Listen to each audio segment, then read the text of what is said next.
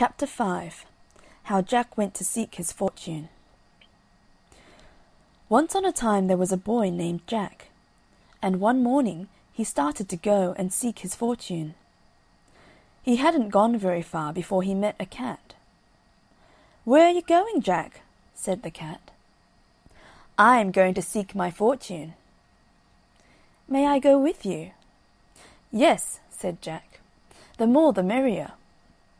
So on they went, jiggelty-jolt, jiggelty-jolt. They went a little further, and they met a dog. "Where are you going, Jack?" said the dog. "I am going to seek my fortune." "May I go with you?" "Yes," said Jack, "the more the merrier." So on they went, jiggelty-jolt, jiggelty-jolt. They went a little further, and they met a goat. "Where are you going, Jack?" said the goat. "I am going to seek my fortune." "May I go with you?" "Yes," said Jack, "the more the merrier." So on they went, jiggelty-jolt, jiggelty-jolt. They went a little further, and they met a bull. "Where are you going, Jack?" said the bull. "I am going to seek my fortune." "May I go with you?" "Yes," said Jack, "the more the merrier." So on they went, jiggelty-jolt, jiggelty-jolt. They went a little further, and they met a rooster. "Where are you going, Jack?" said the rooster. "I am going to seek my fortune." "May I go with you?" "Yes," said Jack, "the more the merrier." So on they went, jiggelty-jolt, jiggelty-jolt. Well, they went on till it was about dark, and they began to think of some place where they could spend the night. About this time they came in sight of a house, and Jack told them to keep still while he went up and looked in through the window. And there were some robbers counting over the money. Then Jack went back and told them to wait till he gave the word, and then to make all the noise they could.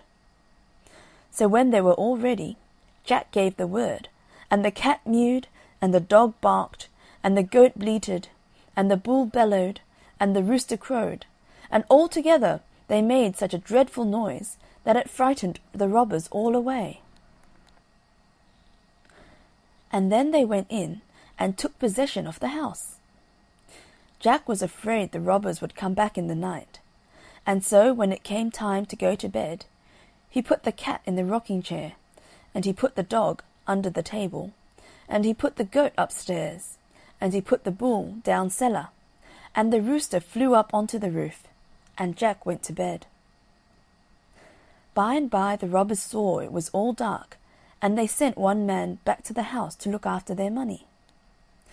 Before long he came back in a great fright, and told them his story. "I went back to the house," said he, "and went in and tried to sit down in the rocking chair, and there was an old woman knitting, and she stuck her knitting needles into me." That was the cat, you know. "I went to the table to look after the money, and there was a shoemaker under the table, and he stuck his awl into me." That was the dog, you know. "I started to go upstairs, and there was a man up there threshing, and he knocked me down with his flail." That was the goat, you know. "I started to go down cellar, and there was a man down there chopping wood, and he knocked me up with his axe." That was the bull, you know. "But I shouldn't have minded all that if it hadn't been for that little fellow on top of the house, who kept a hollering, 'Chuck him up to me! Chuck him up to me!'" Of course, that was the cock-a-doodle-doo. End of chapter 5. How Jack Went to Seek His Fortune.